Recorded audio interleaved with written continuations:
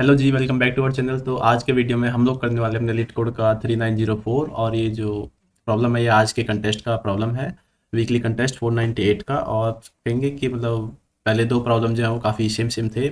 एक जो है छोटा वेरिएंट था और एक जो थोड़ा कॉम्प्लेक्स वेरिएंट था। इसके अंदर थोड़ा जो टाइम और स्पेस जो है हमें और थोड़ा सा बेहतर करके देना था। सो आज की वीडियो में हम अपने लीड कोड कंटेस्ट के जो पहले दो क्वेश्चंस थे, एक इजी और एक मीडियम, उन दोनों को एक ही इसी सिंगल वीडियो में कंप्लीट करने वाले हैं। तो क्वेश्चन जो है वो काफ़ी सिंपल है। कहता है that you are given an integer array nums of length and an integer k. कह रहा है कि हमने आपको एक इंटीजर एरे दिया है नम्स जिसकी लेंथ n है और साथ में एक इंटीजर दिया है k। और for each index i define its instability score as max of nums of 0 to i। Basically कह रहा है कि हमने आपको एक एरे दिया है nums.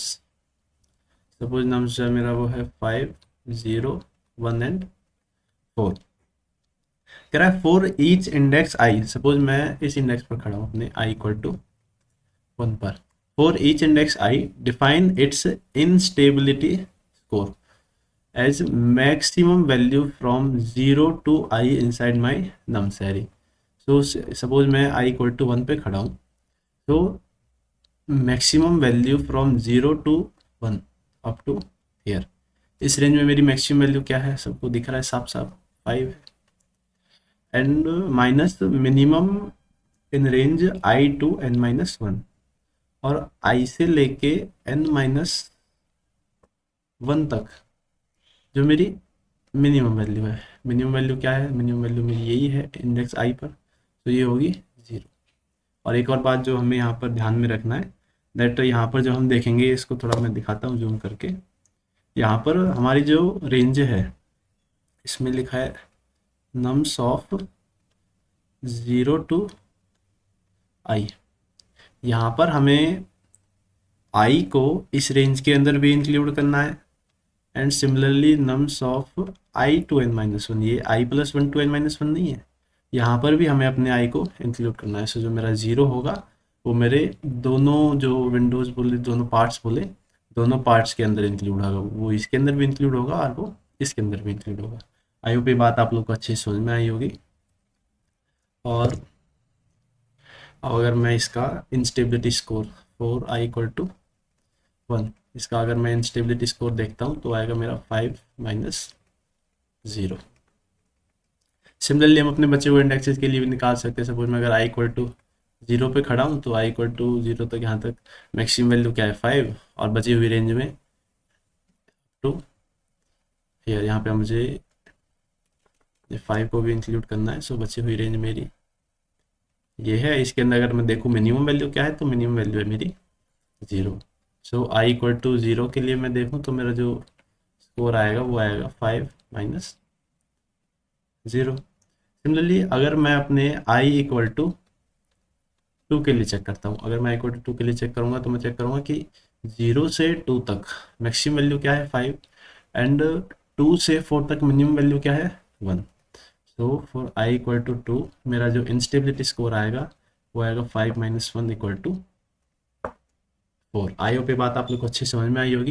And now if I calculate for i equal to 3, तो मेरा जो इंस्टेबिलिटी स्कोर आएगा वो आएगा पूरे इसमें देखें तो मैक्सिमम वैल्यू जो है मेरी 5 है और ये मिनिमम वैल्यू जो है मेरी 4 है। तो it would be 5 minus 4 equal to 1। So इस तरीके से हम अपने सभी इंडेक्सेस के लिए इंस्टेबिलिटी स्कोर को फाइंड कर सकते हैं। आगे समझते हैं। क्वेश्चन में कह रहा है कि in other words max of num CO2 is the largest value among the element. जो बात मैंने बताई कि जो मैक्स जो है वो लार्जेस्ट को रिप्रेजेंट करेगा, मिन जो है वो minimum value in the range i to n minus 1 represent करेगा। An index i is called stable if its instability score is less than और इक्वल टू k। कहता है कि कोई भी इंडेक्स जो है हम उसको स्टेबल तभी कंसिडर करेंगे जब उसका जो इंस्टेबिलिटी स्कोर की जो वैल्यू होगी वो लेस देन और इक्वल टू के होगा। सपोज यहाँ पे मेरी i इक्वल टू 0 के लिए जो मेरा इंस्टेबिलिटी स्कोर आया वो कितना आया 5, और मुझे k की वैल्यू इस केस में कितनी दी हुई है 3।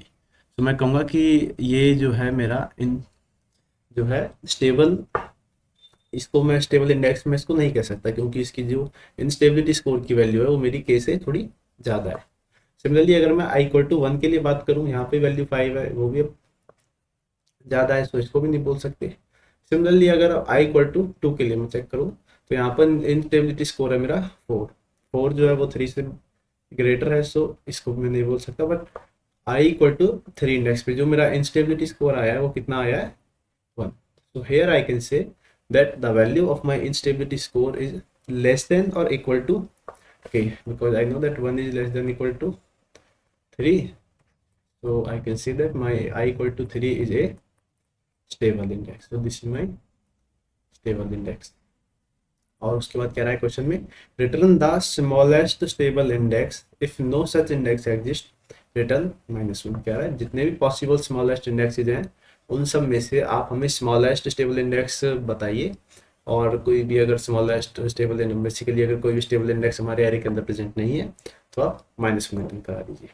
सो आई होप क्वेश्चन आप लोग को समझ में आ गया होगा। हमें एक एरे दिया हुआ है, हमें हर इंडेक्स का इंस्टेबिलिटी स्कोर कैलकुलेट करना है, और फिर सभी इंडेक्सेस का इंस्टेबिलिटी स्कोर कैलकुलेट करने के बाद हमें चेक करना है कि वो कौन सा इंडेक्स है जो स्टेबल भी है, जिसकी जो वैल्यू है वो के से छोटी भी है, और वो फाइनली अपना स्मॉलेस्ट भी होना चाहिए। बेसिकली अगर मल्टीपल स्टेबल इंडेक्सेस आएंगे तो मैं उनमें से अपने स्मॉलेस्ट वाले को पिक कर लूँ। तो ये है मेरा क्वेश्चन, और आई होप कुछ लोगों के दिमाग में अप्रोच भी इसकी आ गई हुई कि हम इसको कैसे सॉल्व करने वाले हैं। आप चलिए हम इसको एक बार थोड़ा अपनी अप्रोच की तरफ चलते हैं। तो मुझे मेरा जो नम्स है वो दिया हुआ है 5014, उसके अंदर मेरे 4 एलिमेंट्स हैं, और पहले हम अपना जो हमेशा की तरह अपनी ब्रूट फोर्स अप्रोच से स्टार्ट करेंगे। ब्रूट फोर्स अप्रोच जो है वो काफ़ी सिंपल है। वो कहता है कि मान लीजिए आप आई इक्वल टू 0 इंडेक्स पर आप आई इक्वल टू 1 इंडेक्स पर खड़े हैं। मान लीजिए कि आप आई इक्वल टू 1 इंडेक्स पर खड़े हैं, तो आपने क्या करना है कि आई इक्वल टू 1 से और 0 तक आपने ट्रैवर्स करना है अपने एरे को, और मैक्सिमम वैल्यू जो है उसको फाइंड करके लाना है। तो यहाँ से यहाँ तक मैं ट्रैवर्स करूँगा और मैक्सिमम वैल्यू को फाइंड कर लूँगा। और सिमिलरली आपने क्या करना है, 1 से लेके n-1 तक एरे को ट्रैवर्स करना है और मिनिमम वैल्यू को फाइंड कर लीजिए। मैं यहाँ से यहाँ तक जाऊँगा और अपनी मिनिमम वैल्यू को भी फाइंड कर लूँगा। यहाँ से मैक्स आ गया, यहाँ से मिन आ गया। एंड नाउ अब मेरे पास इस इंडेक्स के लिए मैक्सिमम वैल्यू भी है, मिनिमम वैल्यू भी है। मैं दोनों का डिफरेंस कैलकुलेट करके अपना इंस्टेबिलिटी स्कोर फाइंड कर लूँगा। तो यहाँ पे मैं अपना इंस्टेबिलिटी स्कोर फाइंड कर लूँगा मैक्स माइनस मिन। And similarly I can do for my rest of the indices. मैं अपने आई इक्वल टू 1 के लिए किया, सिमिलरली आई इक्वल टू 2 के लिए, आई इक्वल टू 3 के लिए। भले ही मुझे अपने एरे को बार बार ट्रैवर्स करना पड़े, but this is one of the solution. अगर जो कंस्ट्रेंट है वो जो मेरे लो हैं, लाइक मेरे एरे का साइज जो है वो अप टू 100 है, तो ये बहुत अच्छे से काम करेगा। तो अगर मैं आपको समझाना चाहूँ थोड़ा इसका टाइम कॉम्प्लेक्सिटी, तो हमें क्या करना है, for every index for I equal to 0 to n-1, अगर मैं आई इक्वल टू 0 पे खड़ा हूँ तो मैं यहाँ से क्या करूँगा, फॉर माई एवरी इंडेक्स मैं आई इक्वल टू 0 to i एक लूप चलाऊँगा। इसको हम सपोज जे से स्टार्ट करा देते हैं। इक्वल टू 0 to i मैं एक लूप चलाऊँगा, और इस लूप की मदद से मैं क्या फाइंड कर लूँगा, मैक्स वैल्यू। सिमिलरली मैं एक और लूप चलाऊँगा अपने i j equal to I to n-1 right hand side के एलिमेंट को ट्रेवर्स करने के लिए, और इसकी मदद से मैं अपना मिनिमम वैल्यू फाइंड कर लूँगा। दोनों को फाइंड करने के बाद अपना मैक्स माइनस मिन करके अपना इंस्टेबिलिटी स्कोर आ जाएगा, और फिर इस स्कोर को कंपेयर कर लेंगे कि अगर ये स्कोर जो है मेरा वो स्टेबल है तो इसको रिटर्न करा देंगे, बिकॉज यही स्मॉलेस्ट होगा। इसके बाद तो मैं देखूँ तो आई सपोज अभी 1 है, तो आगे 2 3 4 5 आगे चल के इंक्रीज ही होना है। अगर कोई आपको कोई स्टेबल इंडेक्स मिलता भी आगे चल के, तो मेरे करंट इंडेक्स से तो बड़ा ही होगा। इस वजह से मैं फाइनली यहाँ यहीं के यहीं अपने इसको आगे रिटर्न कराने वाला हूँ। So this is my brute force approach. अगर मैं इसके टाइम और स्पेस कॉम्प्लेक्सिटी डिस्कस करना चाहूँ कि अगर हम इसकी टाइम कॉम्प्लेक्सिटी और स्पेस कॉम्प्लेक्सिटी देखें, तो ये लूप जो है मेरा वो एन टाइम लेगा। जो लूप है ये ओ ऑफ एन टाइम लेगा। सिमिलरली मेरा ये जो अंदर वाला लूप है ये भी जो है वर्स्ट केस में 0 to n जा सकता है। सो ये भी जो है मेरा कितना टाइम लेगा, ओ ऑफ एन। और ये लूप जो है वो कितना टाइम लेगा, ओ ऑफ एन। वर्स्ट केस में ये भी मेरा ओ ऑफ एन तक जा सकता है। तो अगर मैं अपने इस क्वेश्चन की ओवरऑल टाइम कॉम्प्लेक्सिटी देखूंगा तो वो ओ ऑफ एन स्क्वायर ही आने वाली है, बिकॉज मैं अपने एरे को फॉर एवरी इंडेक्स मुझे अपने पूरे एरे को ट्रैवर्स करना पड़ रहा है। सपोज मैं अगर आई इक्वल टू 1 पे खड़ा हूँ तो मुझे यहाँ ऐसे भी जाना पड़ रहा है और ऐसे भी पूरे एरे के अंदर जाना पड़ रहा है। So for every index I have to traverse my array, so I can say that my time complexity becomes n for n into n for n indices. So this is my time complexity. Extra space हमने यहाँ पर कोई use किया नहीं है accept variables, तो उसको हम O1 में काउंट करते हैं। सो स्पेस कॉम्प्लेक्सिटी जो है हम इसकी O1 मानेंगे। तो आई होप आप लोगों को समझ में आ गया होगा कि क्या ब्रूट फोर्स है। और अब मैं चाहूँगा कि आप लोग एक बार वीडियो को पॉज करें, आपको क्वेश्चन समझ में आ गया, एक छोटा सा इंट्यूशन भी मैंने दे दिया, ब्रूट फोर्स भी समझ में आ गया। अब आप क्वेश्चन को पॉज करें थोड़ा सा और एक बार खुद से इसका ऑप्टिमाइजेशन सोचने की कोशिश करें। 10 मिनट का टाइम है, 10 मिनट तक आप सोचिए। 10 मिनट तक अगर आपको नहीं लगता है कि आपसे कुछ हो रहा है तो आप वीडियो में वापस आइए, मैं आपको एक दो हिंट्स दूंगा, थोड़ा बहुत और इंट्यूशन दूंगा ऑप्टिमाइजेशन के बारे में, और फिर आप अगर सोच पाते तो अच्छी बात है, नहीं सोच पाते तो फिर वीडियो देखिए, कंटिन्यू कीजिए। सो अब हम चलते हैं अपने ऑप्टिमाइजेशन की ओर। सो ऑप्टिमाइजेशन में क्या है अपनी अप्रोच। सेकेंड, मैं अगेन सेम एग्जांपल लेता हूँ 5014, इसमें हम कुछ और एलिमेंट्स ऐड करा लेते हैं। सपोज मैंने 2 और 3 ऐड करा दिया। सो नाउ अब मैं आपको ऑप्टिमाइजेशन की तरफ ले जाना चाह रहा हूँ। तो आप यहाँ पर चेक कीजिए कि मेरी जो ये जो अप्रोच है इसके अंदर, सपोज मैंने जो अभी आपको जो लास्ट अप्रोच बताई थी ब्रूट फोर्स, अगर आप ये वाली अप्रोच देखेंगे ब्रूट फोर्स, तो ये कहाँ तक कौन से उसके लिए काम कर रही थी रेंज के लिए, ये काम करेगी n इक्वल टू 1 टू 100 तक की रेंज के लिए। हो सकता है ये जो है n इक्वल टू 1 टू 1000 तक के लिए भी काम कर जाए। सो ये तो हो गया मेरा वो जो स्टेबल इंडेक्स का पार्ट 1। अगर आप पार्ट 1 सॉल्व करना चाहते हैं और ये अप्रोच लगाते हैं तो वो आसानी से सॉल्व हो जाएगा। बट लेकिन अगर आप पार्ट 2 क्वेश्चन का देखेंगे तो उसमें मेंशन है कि यार आपका जो एरे है ना उसका साइज जो है वो 10 टू द पावर 5 है, कंस्ट्रेंट जो है वो थोड़े से हाई है। तो इस केस में अगर आप देखोगे तो अगर आप उस अप्रोच को लगाते हो ओ ऑफ एन स्क्वायर, तो आपके जो है 10 टू द पावर 10 ऑपरेशंस पर सेकंड बनेंगे। सो ये जो है मेरा थोड़ा 10 टू द पावर 9 तक ही मेरा कंप्यूटर प्रोसेस कर पाता है अंडर 1 सेकेंड। सो ये जो है मेरा टीएलई में रिजल्ट करने वाला है। तो इस टीएलई को अवॉइड करने के लिए मुझे क्या करना है कि मुझे अपने क्वेश्चन को थोड़ा ऑप्टिमाइज करना है और मुझे कोशिश करनी है कि मेरी जो टाइम कॉम्प्लेक्सिटी आए वो या तो ओ ऑफ एन आए या फिर वो ओ ऑफ एन लॉग एन आए। यही तो टाइम कॉम्प्लेक्सिटी है जो ऑफ एन स्क्वायर से नीचे हम जनरली अपने मोस्ट ऑफ दैट केसेज में सोचते हैं। तो इस केस में अगर मैं बस अभी आपको इंट्यूशन दे रहा हूँ, मैं अप्रोच की तरफ बिल्कुल नहीं जा रहा हूँ, क्योंकि अगर मैं डायरेक्ट अप्रोच बता दूंगा तो आपको लगेगा कि हाँ मुझे समझ में आ गया, बट कुछ दिन बाद आप भी भूल जाओगे और फिर दोबारा आपको वीडियोस देखने पड़ेंगे। सो मैं इसलिए आपको स्टेप बाय स्टेप एक एक करके आपको इंट्यूशन दूंगा, छोटे छोटे हिंट्स दूंगा, जिससे आपको एक एक चीज़ क्लिक करे कि हाँ यार इस क्वेश्चन को मतलब भैया ने इस क्वेश्चन को कैसे सोचा होगा, मैं इस क्वेश्चन को कैसे सोच सकता हूँ। मैं आपका यहाँ पे एक basically thinking aptitude, problem solving aptitude develop कराने के लिए बैठा हूँ। मैं प्रॉब्लम सॉल्व कराने का कोई मकसद नहीं है यहाँ पे। तो अगर मैं देखूँ कि मैं यहाँ पे वो एन लॉग इन लगाने की कोशिश करूँ, तो सिंपल सी बात जो मेरे को दिखी जाए वो ये है कि मुझे अपने हर इंडेक्स के लिए अपना जो स्कोर है वो कैलकुलेट करना है। सो उसमें ओ ऑफ एन टाइम तो जाएगा ही जाएगा, और फिर उस इंडेक्स के लिए मुझे उसका इंस्टेबिलिटी स्कोर फाइंड करने के लिए मैक्स और मिन चाहिए।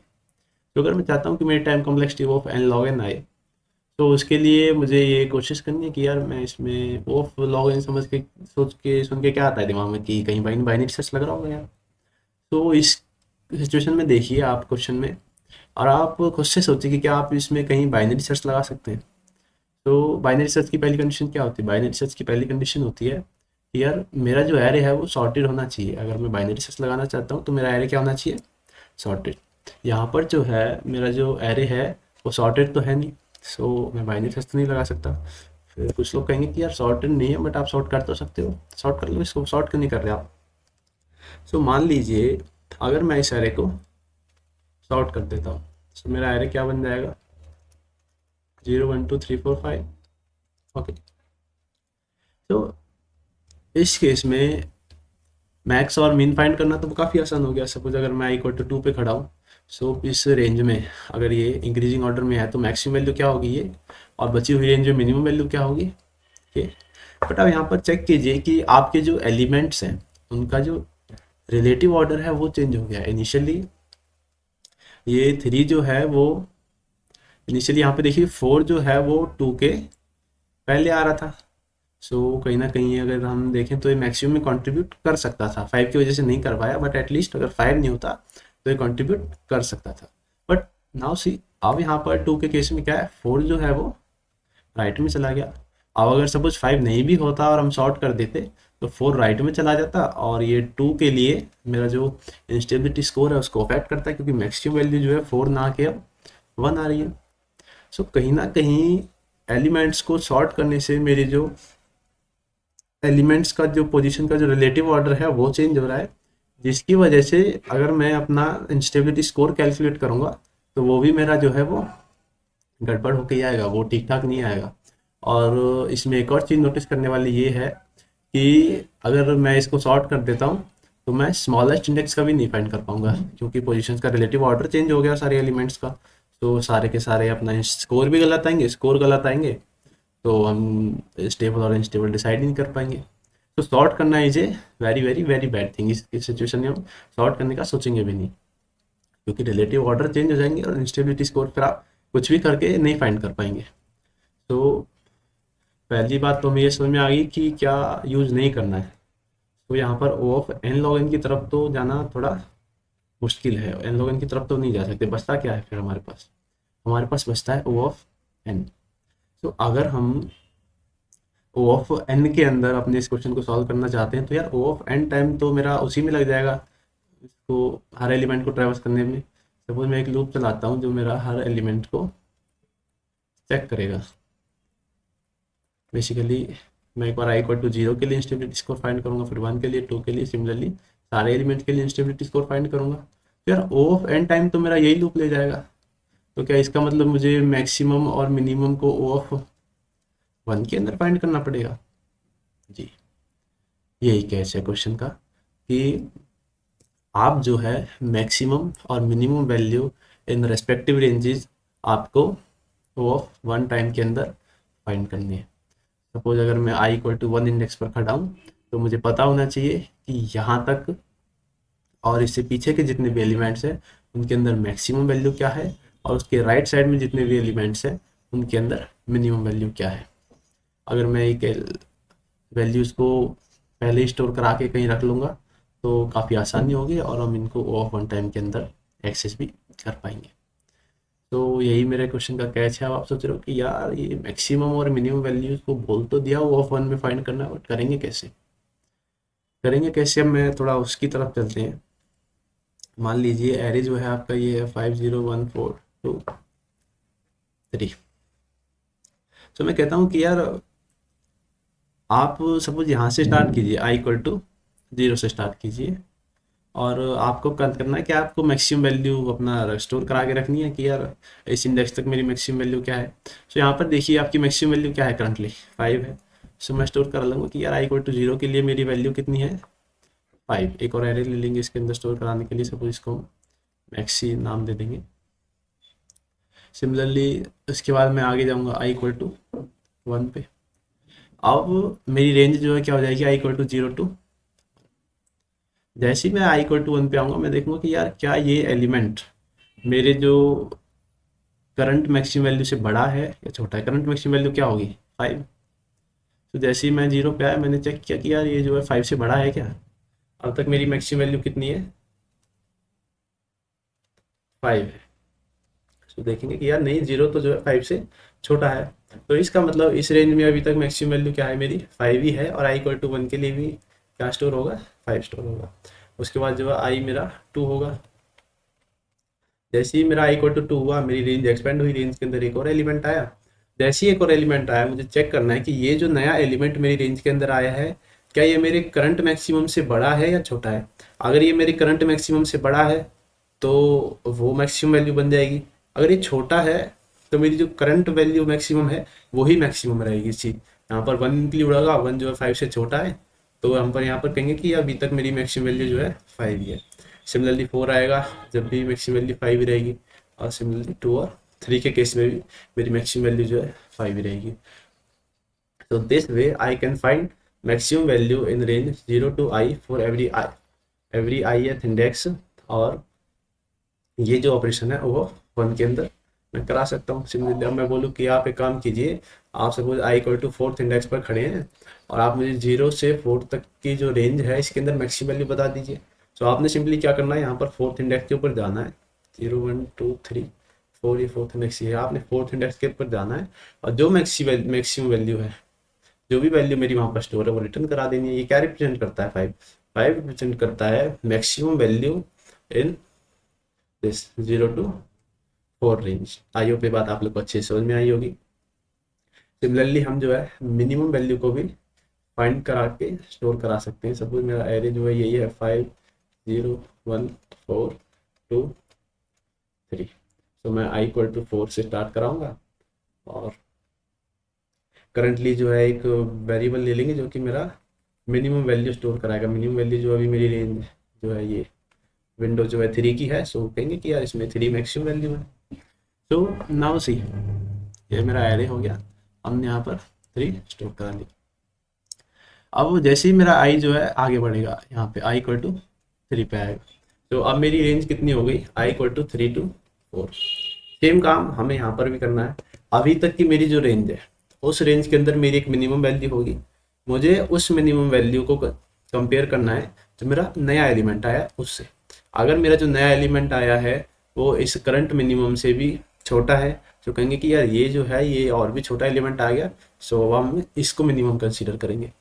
सो देखिए यहाँ पर जो है मेरा जैसे ही 2 आया, जैसे ही मेरा 2 आया तो हमने कंपेयर किया इसको मिनिमम वैल्यू से। हम कहेंगे कि यार ये जो 2 है ना, ये मेरा करंट मिनिमम वैल्यू से छोटा है तो ये मिनिमम है।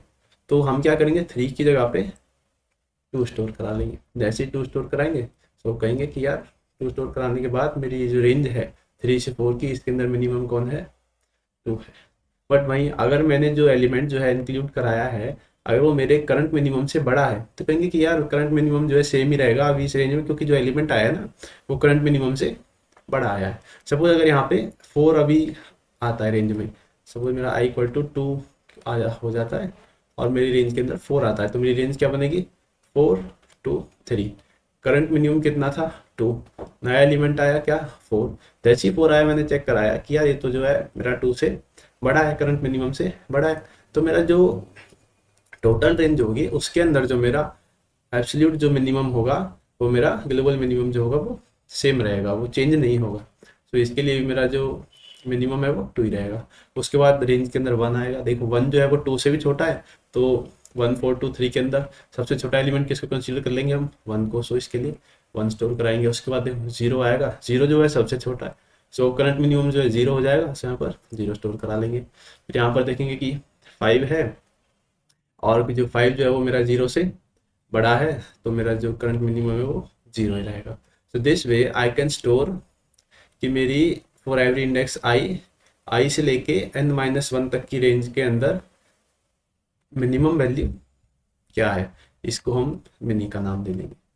तो अब आप यहाँ पर देखिए हमने हर इंडेक्स के लिए ये स्टोर करा लिया है कि उस इंडेक्स से पीछे के जितने भी एलिमेंट्स है उस रेंज के अंदर मैक्सिमम वैल्यू क्या है, और उस इंडेक्स के बाद के जितने भी एलिमेंट्स है उनके अंदर मिनिमम वैल्यू क्या है।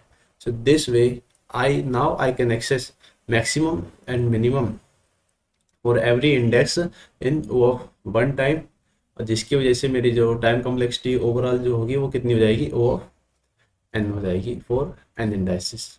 आई होप ये बात आप लोग को अच्छे से समझ में आई होगी कि हमने कैसे जो है अपना मैक्सिमम वैल्यूज को स्टोर कराया, कैसे मिनिमम वैल्यूज को स्टोर कराया, और अब हम इसकी मदद से इंस्टेबिलिटी स्कोर जो है हर इंडेक्स के लिए वो 1 टाइम के अंदर फाइंड कर पाएंगे। चलिए अब मैं आपको एक दिखाता हूँ। सपोज मुझे यहाँ पर आई इक्वल टू 2 के लिए, सपोज मैं आई इक्वल टू 2 के लिए अपना इंस्टेबिलिटी स्कोर फाइंड कराना है। तो आई इक्वल टू 2 के लिए इंस्टेबिलिटी स्कोर फाइंड कराने के लिए मुझे क्या चाहिए, मुझे चाहिए कि 0 to 2, 0 से 2 तक जितने भी एलिमेंट है उनके अंदर मैक्सिमम एलिमेंट क्या है। सो मैक्सिमम के लिए मैं क्या करूँगा, सीधा अपनी मैक्सी के पास जाऊँगा और बोलूँगा कि यार आई इक्वल टू 2 पे क्या स्टोर है।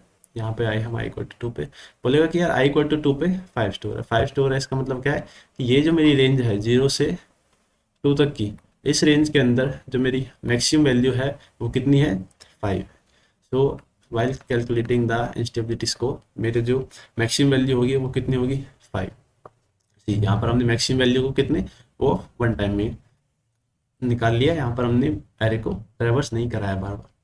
सिमिलरली जब मैं अपने आई इक्वल टू 2 के लिए मिनिमम वैल्यू फाइंड करने जाऊंगा तो मैं मिनी के पास जाऊंगा और बोलूंगा कि यार मुझे ये बता कि आई इक्वल टू 2 पे क्या वैल्यू स्टोर है। वो बोलेगा कि यार आई इक्वल टू 2 पे तो तुम्हारा भाई 1 स्टोर है। आई इक्वल टू 2 पे 1 स्टोर है, इसका क्या मतलब है, इसका मतलब है कि आई से लेकर के n-1 तक की जो रेंज है क्या है, 1 4 2 3। इस रेंज के अंदर जो मिनिमम एलिमेंट है वो कितना है, 1 है।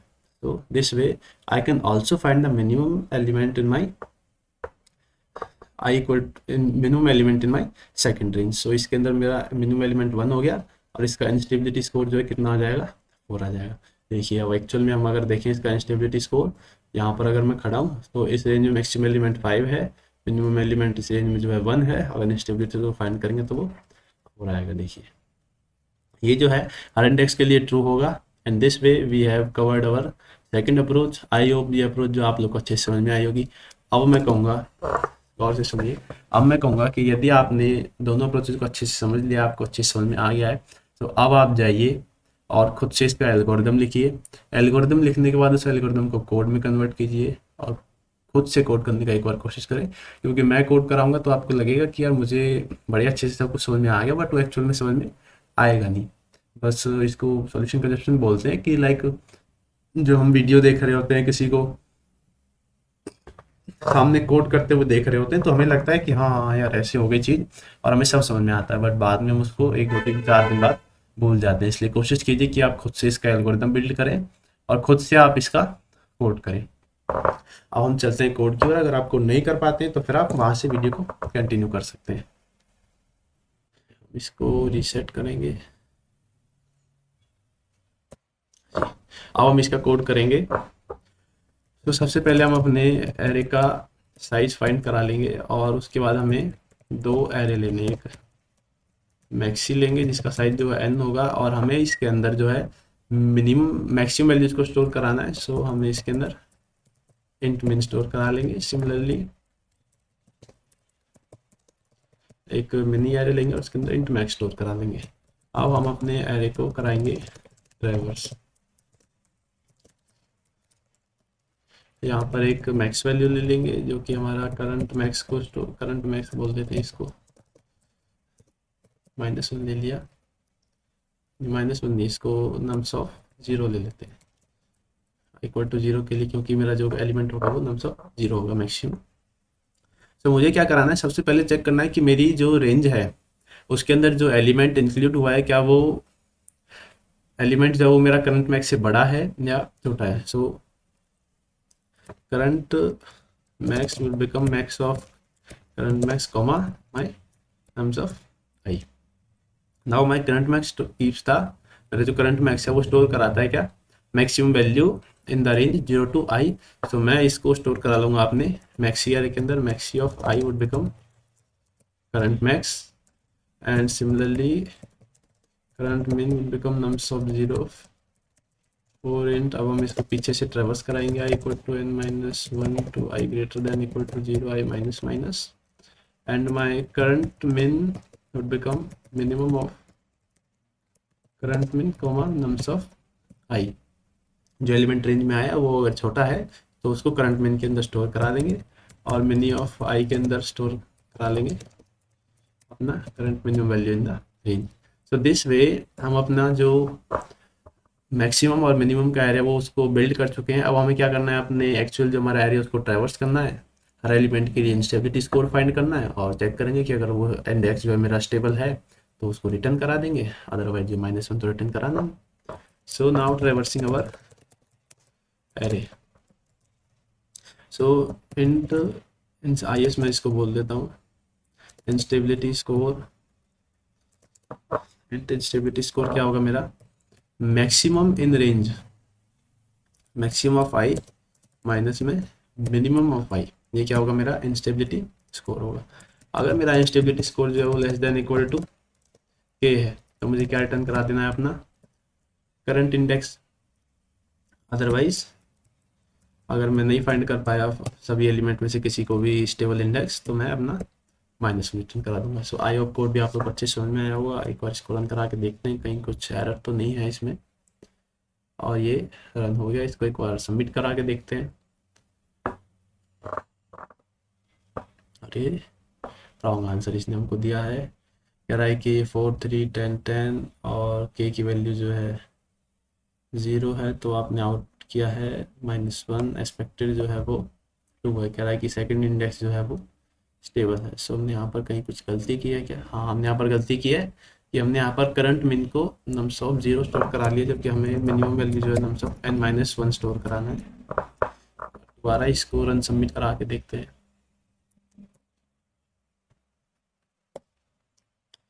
डायरेक्ट सबमिट करते हैं। अरे सबमिट हो चुका है, जो टाइम भी है हमारा जो अच्छा खासा इसमें लग रहा है 9 ms का टाइम लग रहा है, और स्पेस तो हमने यहाँ पर एक्स्ट्रा यूज़ किया ही है।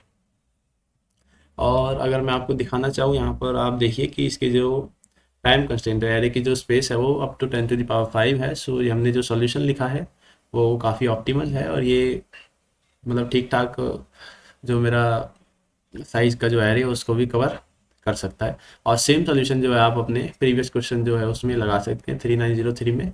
ये जो मैंने उस टाइम सॉल्यूशन लिखा था कंटेस्ट के टाइम पे, ये वो सॉल्यूशन है। और इस क्वेश्चन को भी ये जो सॉल्यूशन है वो आराम से पास करा देगा। आप एक बार चाहें तो बेशक देख लीजिए, सेम सॉल्यूशन है, इसको भी ये इजीली पास कराएगा। 100% बीट हो गया इसमें। तो आई होप आप लोग को अच्छे समझ में आया होगा कि हमने इस क्वेश्चन को कैसे सॉल्व किया। आज की वीडियो में इतना ही, मिलते हैं आपसे नेक्स्ट वीडियो में। और तब तक के लिए आप कोशिश कीजिए कि ये जो हमने इस वीडियो में थोड़ा बहुत एफर्ट लगाया है इसको थोड़ा प्रेस करें, थोड़ा एक नीचे बटन होता है लाइक वाइक का कुछ, उसको दबाएं, और एक सब्सक्राइब का बटन भी होता है जो अब तक रेड होता था उसको वाइट कर दिया गया है, उसको भी दबाइए थोड़ा सा। और आज की वीडियो में इतना ही, मिलते हैं आपसे नेक्स्ट वीडियो में। Bye bye.